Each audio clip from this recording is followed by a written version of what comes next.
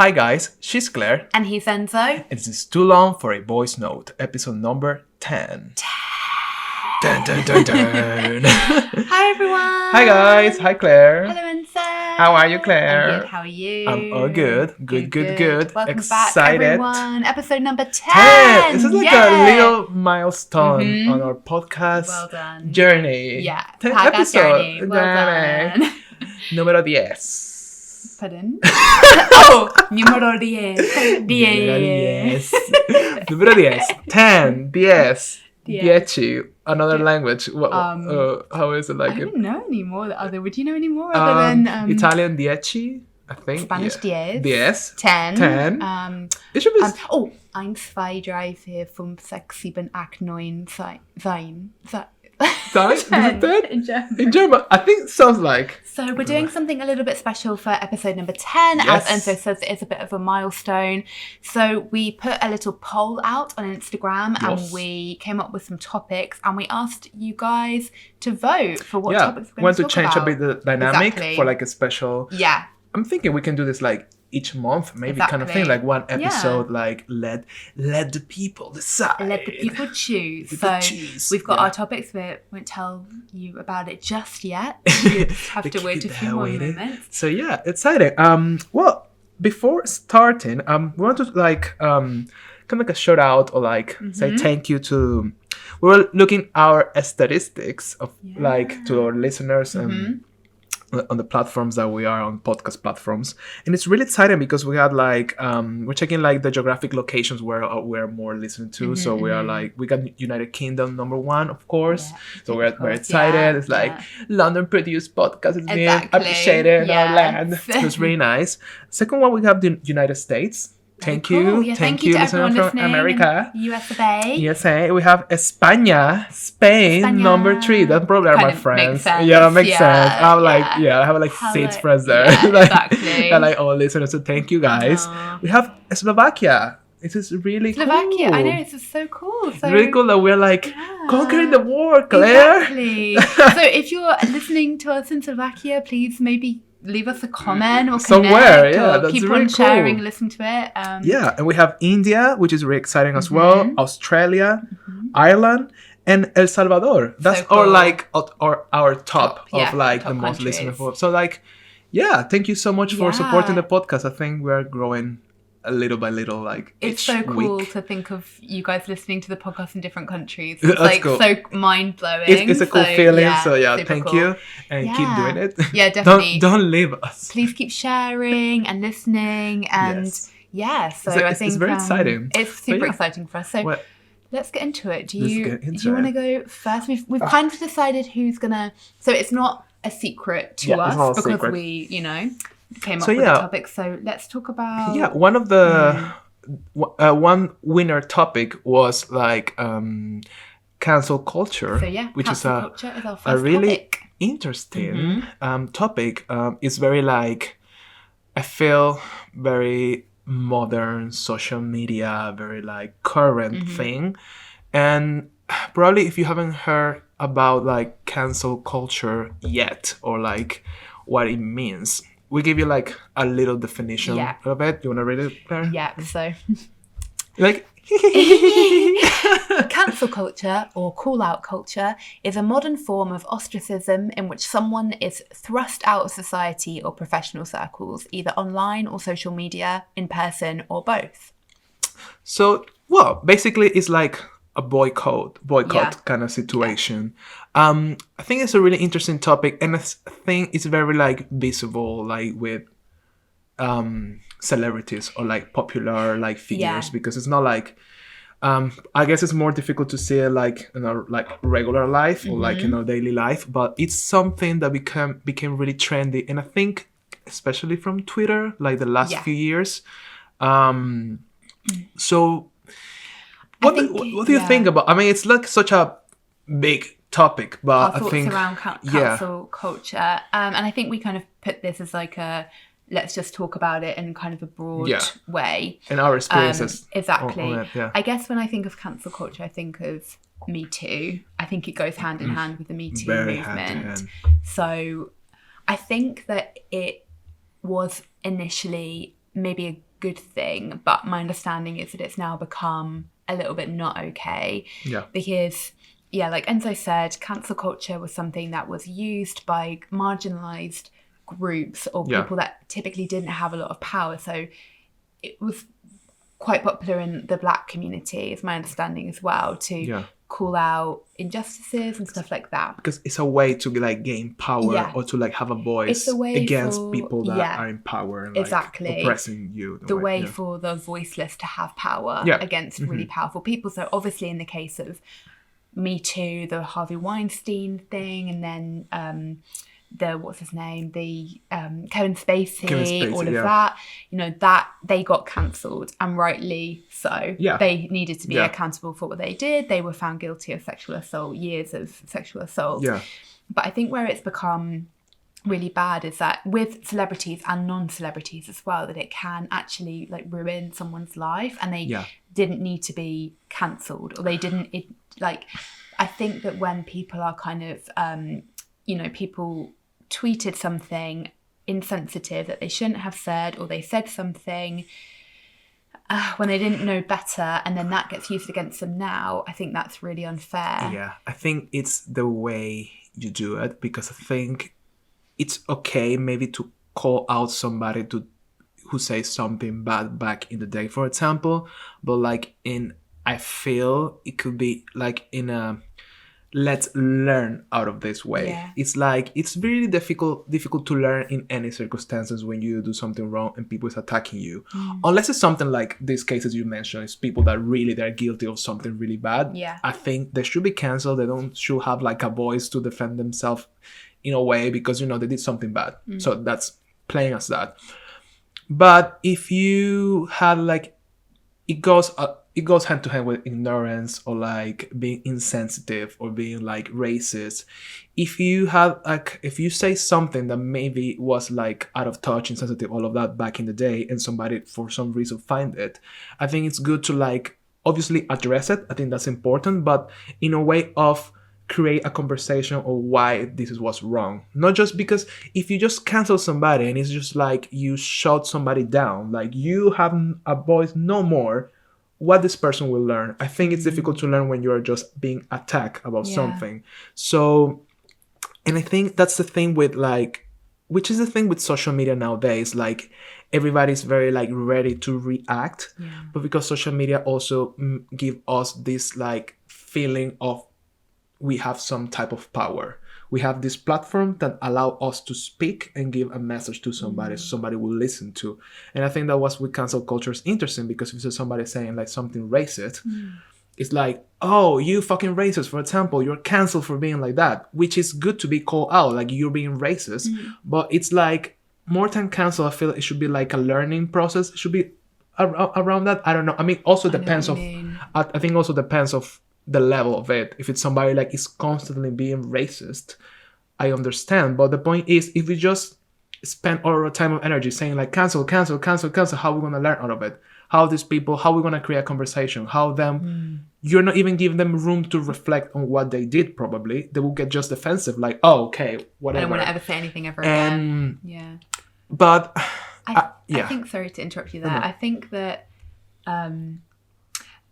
like you have to think about it like, what would I want? And okay, when we're in a different position because we're not particularly in positions of power, so I do think like with power comes responsibility. So that's why Weinstein, Kevin Spacey, like they were held accountable, like all of these kind of typically powerful men that have kind of abused their power, and they should be held accountable.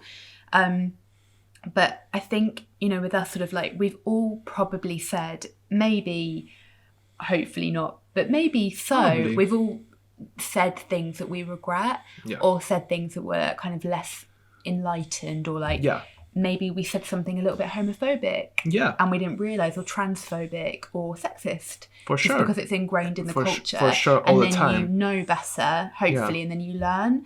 And I think there has to be a bit of room for people kind of making mistakes, but it's really a thin line, because I think we all would like to be given the second chances and the opportunity to learn, and we all kind of fuck up and hopefully grow and like become more enlightened versions of ourselves. But when it is kind of like ingrained or it's abusive, that's where it becomes a problem. And if you do have power, unfortunately, that's what you sign up for. So I think, like you do need to be, like we were saying, talking one time about like, you know, the whole kind of Trump being banned from Twitter. Like, was that a good thing? Was it kind of restricting his freedom of expression, of freedom of voice or whatever you call it, but like, I mean, he's obviously a whole mess, but like, he should have been restricted earlier, and he should still be restricted because he was in the biggest position of power ever. And we're saying all those things. Yeah, and that's why people with power can become abusive. Yeah. So it's very interesting, and I was reading something about this the other day about like how cancel culture, even though it can be toxic and problematic at points, I think there's some examples where cancel culture, it kind of makes a real effect. Like, for example, something, especially with people in power or like popular people, like it happens with J.K. Rowling, the writer. If you don't know, like last year, she did some comments that were very transphobic. I think I felt those comments, they were a bit out of ignorance at the end. She said something along the lines of, what was it, like, what trans women aren't real women or something along that. It's something along the lines like that. It was something along the toilets and like I think that conversation starts like if trans women should be allowed to go to the women's toilet. Okay. It was something around that. The thing is, like, people were like attacking her for those comments that were clearly transphobic. Maybe she didn't realize they were transphobic because some people, as you say, it's out of ignorance. Even though you don't expect somebody like J.K. Rowling, which is the writer of the Harry Potter saga, like, you think like she's smart, she has money, she has all this kind of like all these labels, and you don't expect her to be like that, but she is. And then she replied back again, and she was still like not putting her foot down, was like this and that. And I think that created like a really like big issue, because people were like, why? We're calling you out and you're still not changing your mind. And she got canceled. And it was, but in this case it's interesting because, like, Harry Potter fans are like, it's like a huge community around the world. It's like one of the biggest books I think ever written. And people were basically saying like, like kind of jokes, kind of on the internet, like, oh, we forgot who wrote the books, doesn't matter, we don't know her, we don't know this person. So they basically were like muting her from like everything. So kind of like, it was so like, the backlash she got was so strong. Like, she has to she stopped posting on Twitter, and she's been like, I think, away from Twitter since last year. And actually it create like, that's when like a cancel culture can create a change maybe, or can create a conversation, because thanks to this, I think a lot of people started talking about the topic.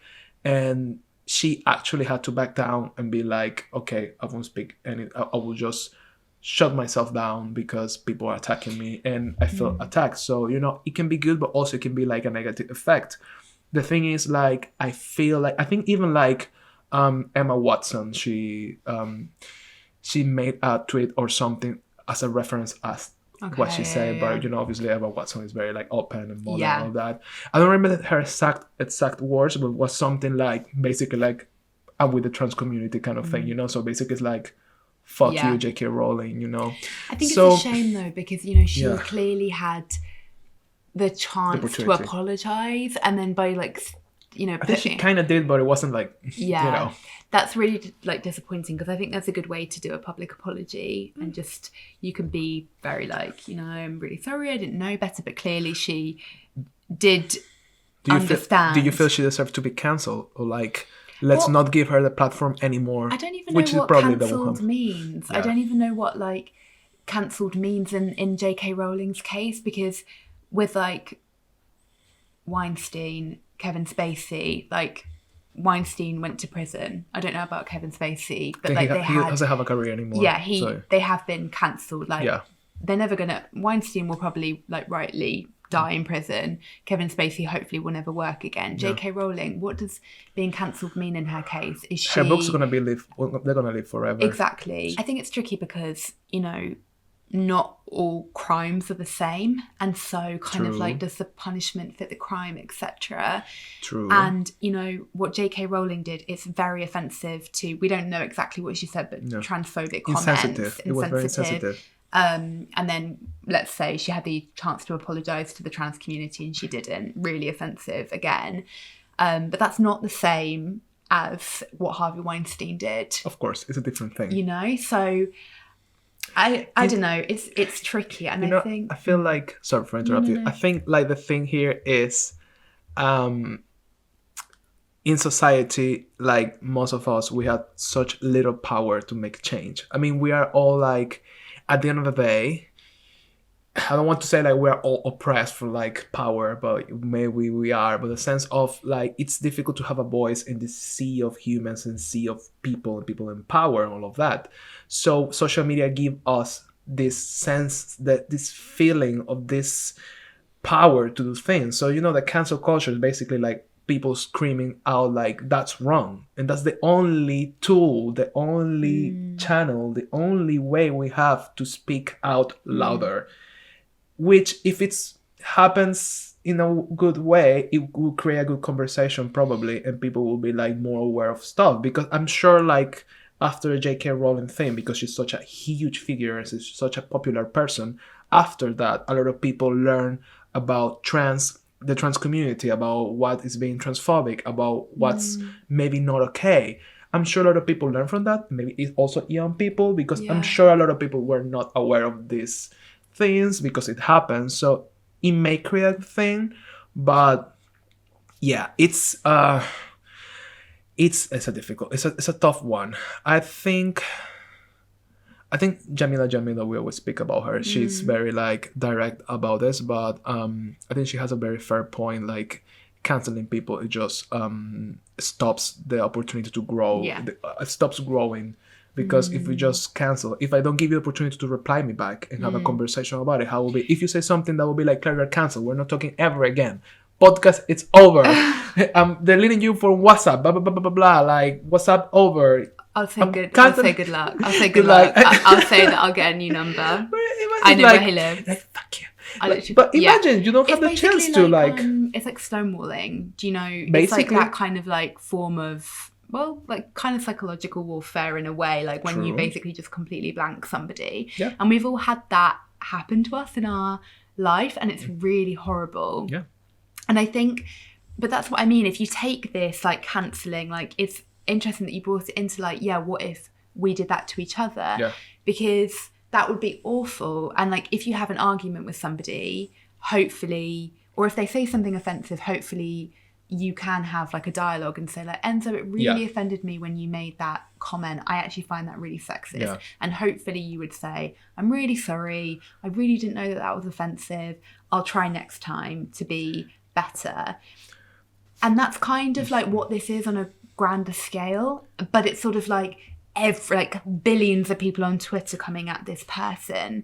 And because the thing, like when you are behind a screen, you feel like you're in the power, or you feel like, so, you know, if you say something homophobic, I don't really think somebody or me or like another friend will be like, oh, Claire, you're a stupid homophobic, get out here, get out of my life. You won't be like that. Probably you'll be like, you know, I don't agree with that, can we talk about it? You know, it's the same as opinions or like criticizing people on social media. Like what you say, like, oh, you look ugly, whatever. You won't say that to a person in front of their face. No, you're totally right. It happens the same as cancel culture. You won't cancel just out of nowhere a person in front of you, like in real life. You will have a conversation, hopefully. Maybe it goes wrong. Maybe it goes like into a big fight. But there's chance of growing. But again, internet, you're like basically speaking to the universe in this way of power from... It's interesting. I think this happened because people got really, really sick and tired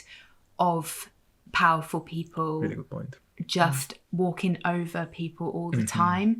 And I think that's why Me Too came up. I think that's why Black Lives Matter came up. I think all these things, people just like, I'm just sick and tired of this shit.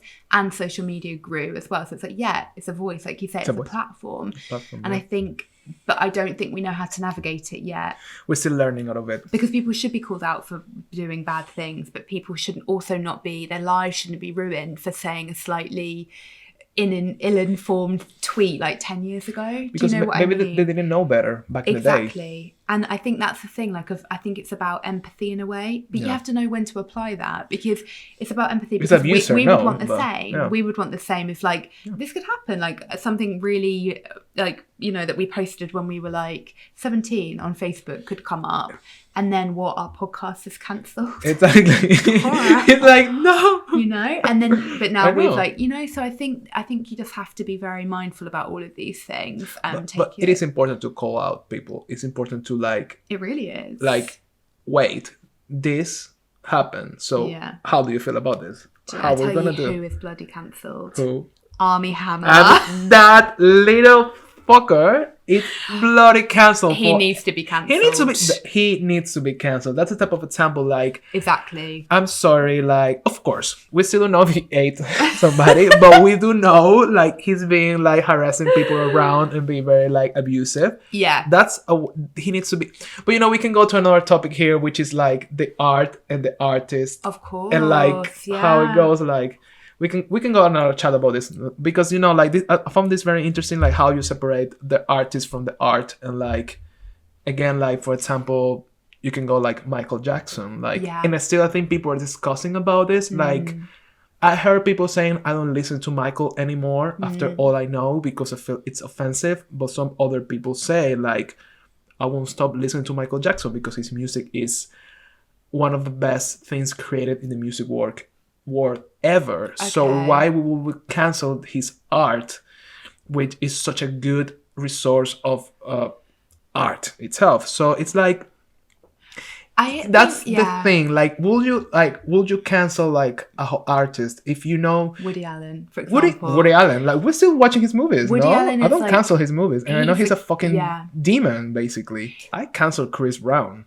because he hit Rihanna, and he destroyed her life for a period of time. I think he was, like, a fucking abuser. And I was like, I wouldn't listen to Chris Brown because also I felt a lot of empathy towards Rihanna. Yeah, it's an artist I like, it's a person I like, it's a celebrity I like in many ways that I feel a lot of empathy towards her. So I'm like, I'm not listening to this bitch music. Also, it's not that good. It's like, fuck you. But, you know, that's a case, like, I cancel him for myself. I really try to avoid to listen to his music. It's like, I don't miss it. It honestly gives me chills if I hear Chris Brown's music. Like, I don't know why he has not been cancelled. Do you think maybe because it's in our generation and we're so connected to what happened because it's Rihanna and we grew up with her, and it was so shocking. It was so shocking. So I guess if you look back to Woody Allen, which probably he's still doing some abusive things, I don't know. Yeah. But if you look back, maybe because the movies are from, like, back in the time, so it's something like it happened there. So mentally, we don't feel like it's aligned with our times. It's very well, also, like, I will bet that some of the films that we love, and even in kind of fairly recent time, have been Weinstein Productions or whatever his company is called. Because he did make some incredible films. His production, I mean, not him, but his production company made some of the best films. Then what do we never watch them? It's really it's so tricky. We can really go into this topic. I think it's easy to cancel Chris Brown though, because you didn't like him. It's not. I mean, I think he's a great dancer. He has some catchy music, but it's like, I wouldn't blink twice to be like, cancel him. Never ever again give him a platform to sing, because, you know. But again, maybe because I feel like some kind of empathy with Rihanna as well. But it's that bit selfish. That's a bit like, I'm feeling that empathy because I like her. Because you like Rihanna. If I didn't like Rihanna, I would be like, that's not my problem. Like, that's a problem because of their fight. That's the thing. Like, but I think art is because you idealize the artist as well. So I think that's complicated. True. Because part of the art is the artist as well. Because it comes from them. Yeah, you cannot like Warhol without liking him, because his pictures, his paintings, and everything he did, it comes from his person. It's really tricky topic, but yeah, we will go into this maybe in another episode. Let's cancel with art. I think it's really cancel. Sure. It's like difficult, guys. I think we need to let people express themselves. I think so too. I mean, if you give somebody the opportunity and they don't really reflect and apologize, if apologize is needed, that's when you say like, okay, fuck, you're canceled. You don't deserve what you have, I guess. True. So yeah, that's really, really bad. But anyway, a very interesting topic. A lot of kind of different ways that you can take this. Yeah.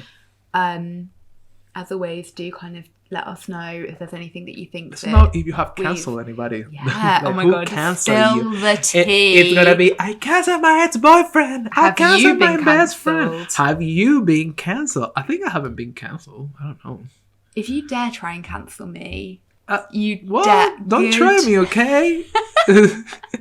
Like, be a good girl, Claire. That's so creepy. Creepy, so creepy. That's why people get cancelled, guys. No, yeah, like we need to be like, you need to. We try to be very enlightened, don't we? Yeah, we try. Yeah, it's good to. I think it brings conversations up, so that's good. Always good. But let's move on to our second topic that you guys voted for. Winner. So we're going to talk about toxic positivity. Boom, boom, boom, so Enzo, what is toxic positivity? So toxic positivity, guys. Definition. So toxic positivity is like the belief that no matter how dire or difficult situation is, people should maintain a positive mindset. So basically, it's like being very optimist, like engaging in a positive thinking.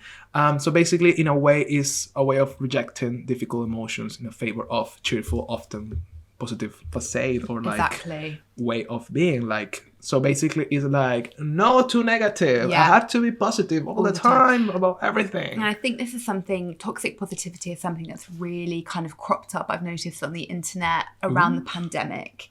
True. Because we're now pretty much going in for a year into this pandemic in kind of Europe and the UK and the US as well. Yeah. Obviously Asia was dealing with it a little bit prior they're moving to forward this. a bit faster.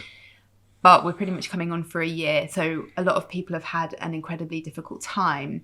And so I think that this kind of thing of toxic. Popsick? It's a popsick. Don't be mean to me, okay? We've got to stay positive. Please say toxicity.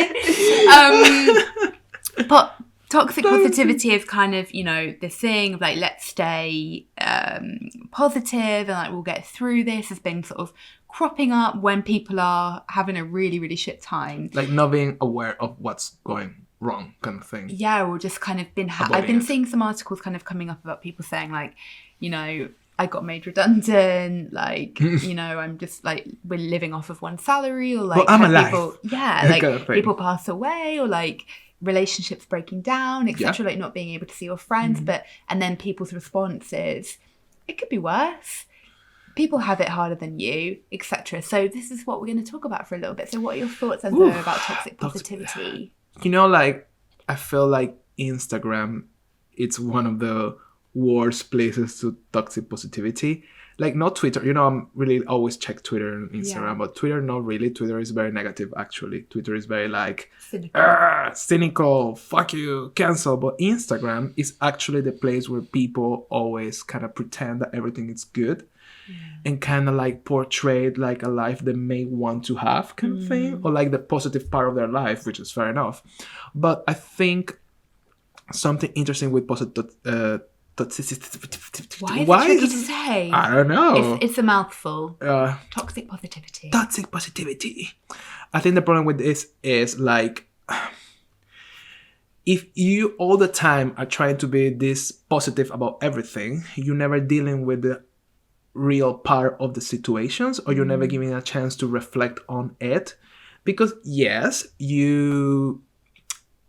if you approach everything in life like, oh, this happened to me, but at least I'm alive, which is a way to say it. It's a bit like, it's true, you're still alive and you are healthy, which is good to acknowledge, but sometimes you need to go through the problem to understand it. Because if you're just rejecting it, I feel it's a way of rejecting everything. It's like, oh, blah, blah, blah, blah, all this happened, but doesn't matter. I have food in my plate, which is really a privilege itself.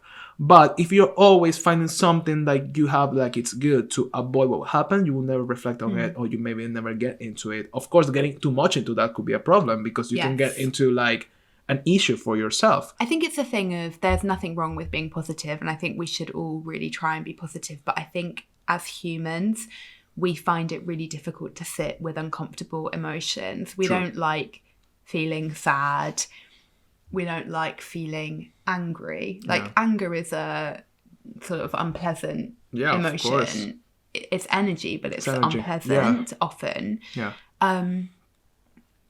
So I think that it's just kind of easier, but it's actually not easier in the long run. I think it can cause like a lot of problems in the long run, but in the short term, it's much easier just to be like, it's not that bad, you know, it'll get better, it's something else, let's be happy. Or what I think a lot of people do is like distraction, and like let's go on Instagram to distract, and then often feel worse about ourselves, or like eat something bad, dance or like on TikTok, which is good as well in a way, it's kind but of, it could be a distraction. I think it's really, really hard, and I think with the pandemic it's really difficult, because it will be really hard just to constantly be like, this is shit, this is terrible, it's fucking Groundhog Day, it's the same thing every day, I can't see my family, God knows. And like, that's going to be really hard to get through this if you are living like that. But then also I think and I know we've had these days as well, like it's sometimes you just have to be like, I just give in today. So it just is shit. I'm not doing my bloody at-home workout. I'm not having my like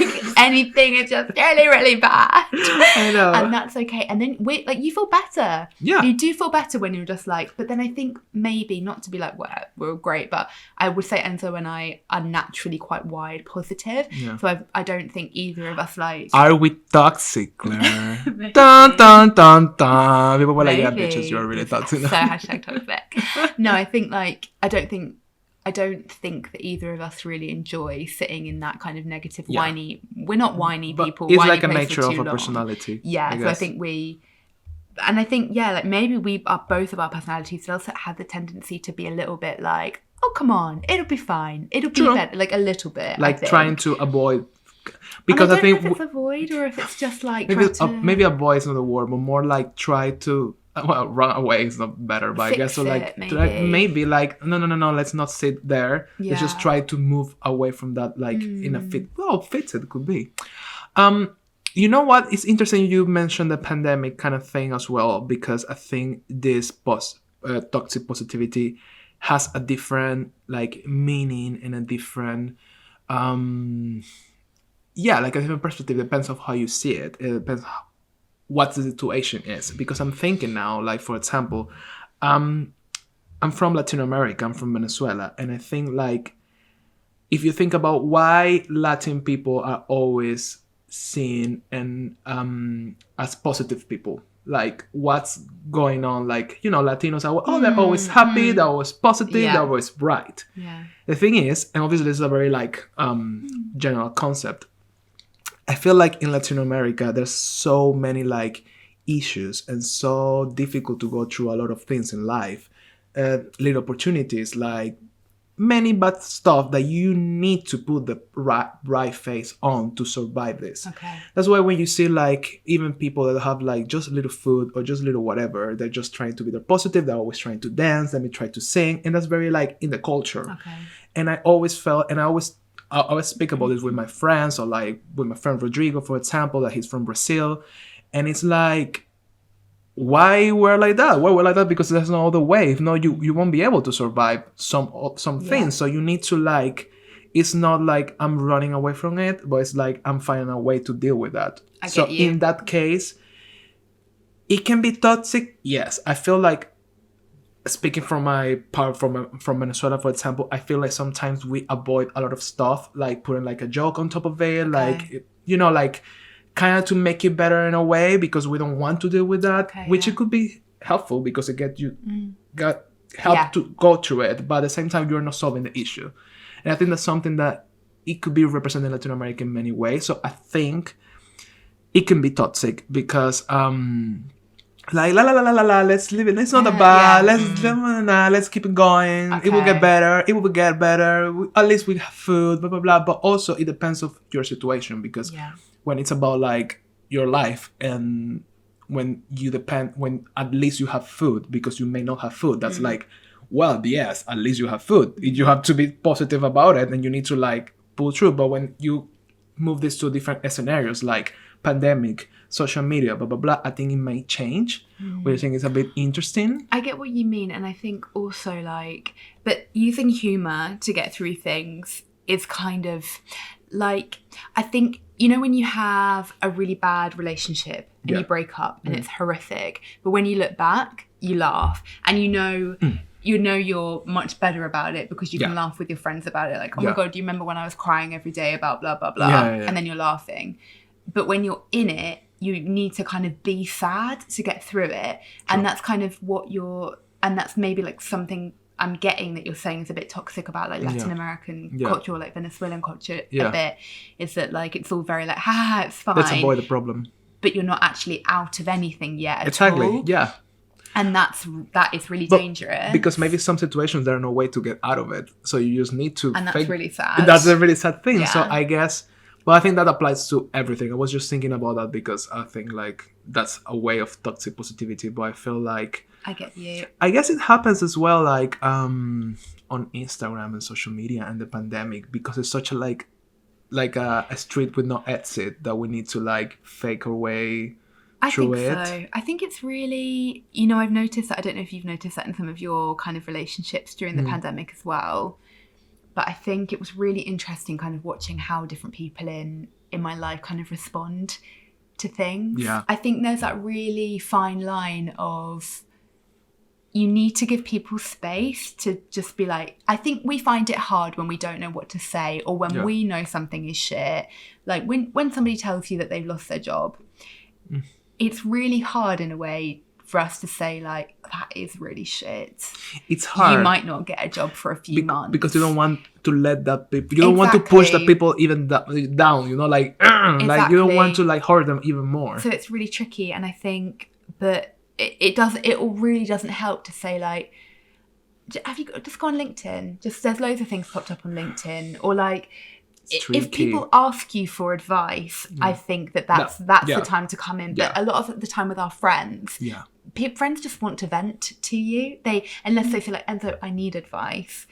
You know, it's a kind of different thing. But I think it's actually interesting what you were touching on about Venezuela, because I think this is so cultural, and I think that we probably have quite different experiences. I mean, I don't know what your experience kind of is, but I think Brits are super negative and super like, we're very doom and gloom, and I don't think we do that.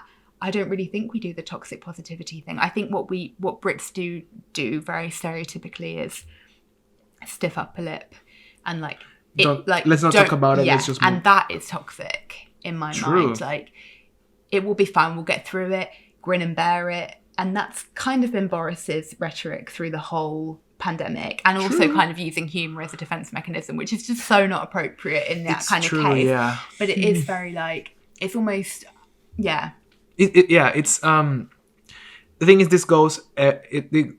they can go everywhere. I feel like as we said before, I think we're naturally like positive people, like very like, hi. We're not like that either. No, we really are. But we can be sometimes. I mean, I guess we like to see the bright side of things, which is good. So. Sometimes could be bad, but sometimes could be good, could be helpful. But have you ever feel like you are getting a bit like toxic about your way of being or towards other people or your life? Or have you ever felt like, oh, this attitude I'm having actually is not leading me anywhere because I'm just like being, it's gonna be better, it's gonna be good, I need to be grateful, you know what I mean? Have you ever felt that, at least recently or something, or overall, like, can you remember? I think the first thing that probably pops up is when I was working as an actor. Okay. Because I would always be so freaking positive and like, it's going to be this one, it's going to be the next one, I'm going to get it. And I think that it's kind of, and I think this is something that we're probably both learning. And I think you do get this as you get older. Like I don't think it's a bad thing to give up sometimes. Like, I think it's a skill to know when to give in. I think the way that I was brought up was like, you never give up, you never give in. Like, giving up is a failure. But it's culturally it's like a thing. It's not, though. No. It's really not. Like, it's a good thing to know when to kind of like let it go. I think with your career and with relationships, with friendships as well, it's a really important thing to know. If you're sure of your talent and also you're being like reaffirmed by somebody else that you are talented, do you think it's good like to giving up? Like, what if you push more and you get it? Like, you know, like I feel sometimes, and I heard this, for example, like, I don't know, random example, like Jennifer Lopez, that we always talk about her, but she's, you know, if you listen to her interviews, she was always like, yeah, I love dancing, and I knew I was talented at it. I never stopped doing it. I never fucking stop. And that's clear why she's where she is, because she really trusts herself. And she's like, I'm talented. People are telling me I'm talented. I'm not stopping. I will never, ever stop. So it's this thing like, you think it's good to just accept that it may be not for you, even though if you know you're good at it enough. And I think that's really hard. And I think like that.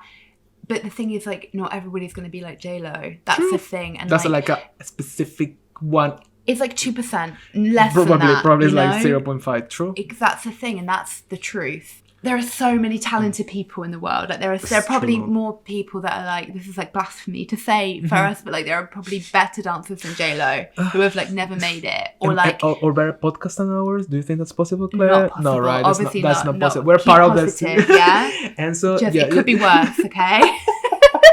The thing I really hated as well about acting, like, ultimately, was that I felt like I had absolutely no agency, and I hated that. And I think, I'm sure J-Lo was there at one point as well, of course, but I just think maybe for my personality, I hated like waiting, and all for that. Any like working actors out there, you'll be able to relate to this, like that waiting for your agent to call and then not being able to kind of do much, or just doing what you can and rehearsing your pieces. You have like no power. Yeah, and I hated that. Like, I just felt, it just wasn't suiting me. I really understand that. What about you? How about your positivity? Was it ever like not serving you? Did it ever feel toxic?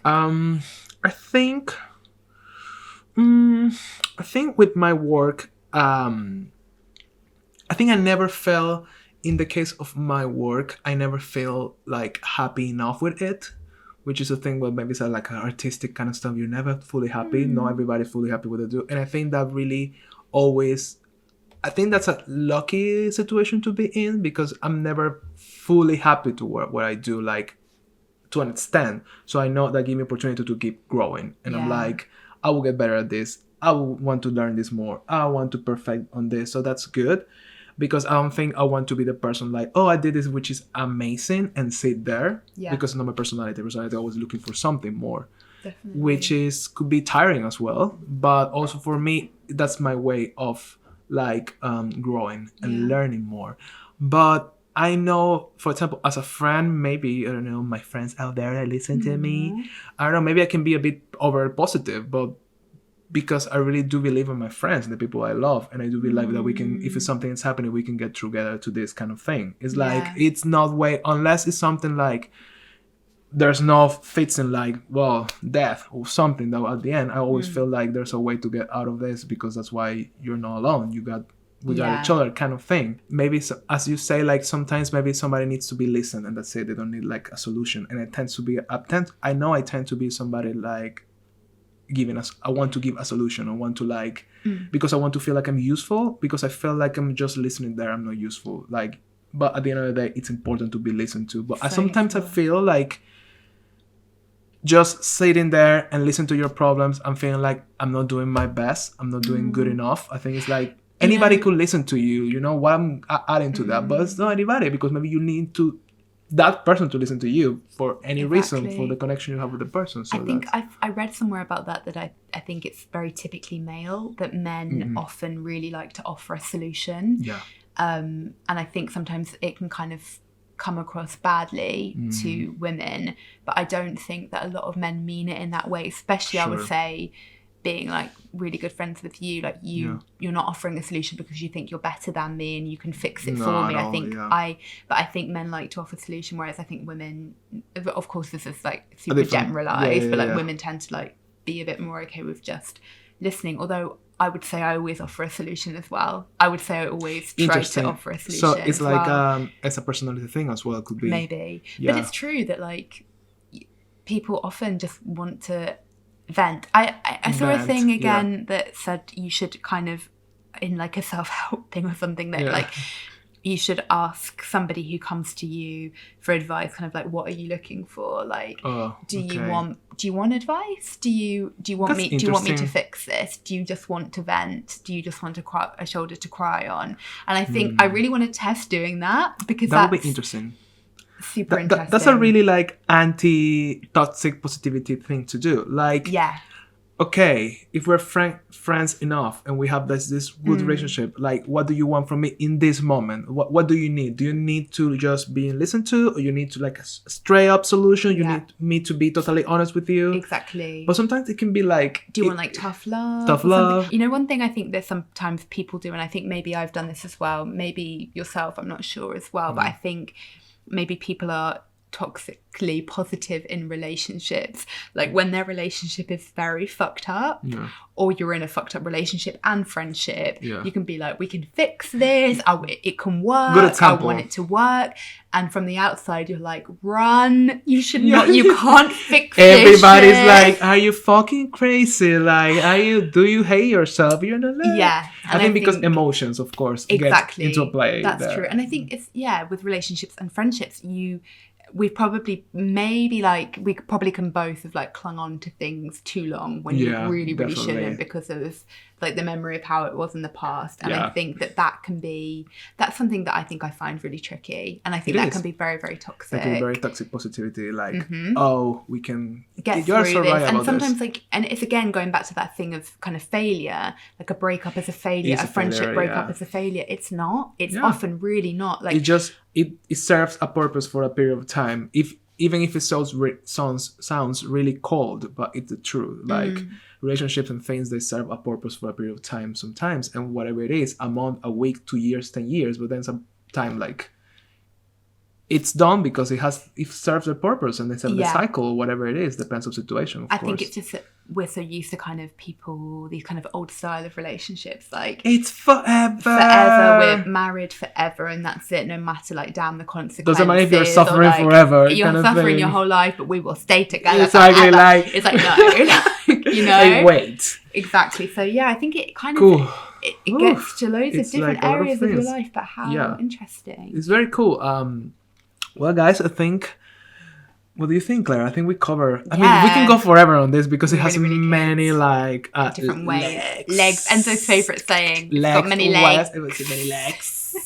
Like a little spider. But please do leave us a comment. Let us know if kind of there's something that you think we didn't cover, if there's something else that you would like us to talk about at the beginning of next week. Cool. Next week we'll be back to our normal secret topics of the week, so stay tuned for that. Remember to subscribe to our YouTube channel and please and comment, because it's really good for engagement and all that stuff. And obviously, remember, Claire, comment, keep us up on the algorithm. Please share, subscribe, everything. So now, like, leave us like reviews on the platform you're listening to. I think Spotify doesn't have like a review thing, but Apple podcast it does. So you can leave, like, if you don't want to write something, you can just leave it like stars. Amazing. Obviously, 5 stars is the only option you have for us. Always. Please remember to just keep it highly positive. Yeah. Please. Even if you have a problem, just don't keep it in yourself. Repress it. And if you hate the episode, you put 5 stars, because you have to be positive that we are doing our best. Exactly. So please just always 5 stars. But